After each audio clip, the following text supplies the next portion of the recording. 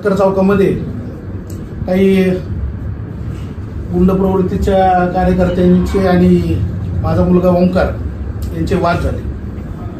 त्या वादामध्ये त्या ठिकाणी CCTV फुटेज आहे.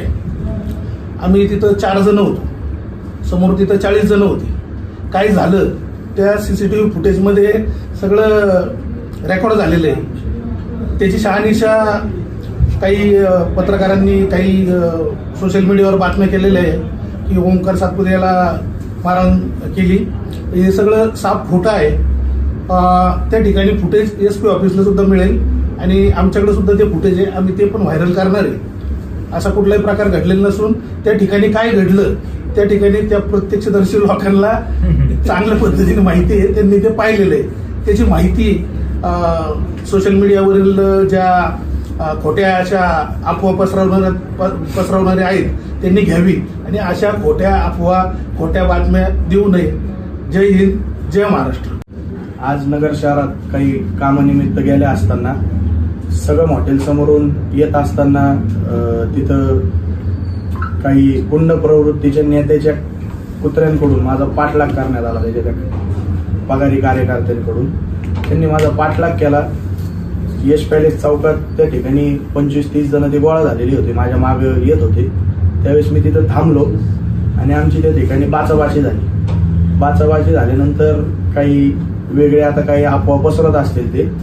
मी त्या ठिकाणी आम्ही 2च जण होतो, मी आणि माझा एक मित्र 2 व्हीलरवर होता आणि आम्ही 2च जण होतो. ते 30-40 जण माझ्या मागं आले. मी तिथं एकटाच थांबलो होतो, मी आणि माझा मित्र.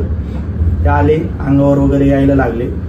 त्यांच्या जे काही खोट्या बातम्या तिथं होता येतात त्या बातम्यांमध्ये जरा तिथली CCTV फुटेज घ्या आणि थोडीशी माहिती घ्या. कोणाचे तोंड वगैरे कसे काय झाले ते तुम्हाला त्यांच्या बी जरा माहिती घ्या आणि मग पुढं बातम्या लावा. एवढी माझी एक विनंती राहील. आणि मी इथून मागे एकटाच फिरत होतो या दहशतीच्या विरोधात. आतापर्यंत आमच्या वडिलांनी तेच कार्य केलेलं आहे तुमच्या विरोधात. इथून पुढे मी तेच वारसा नेणार आणि मी एकटाच फिरतो.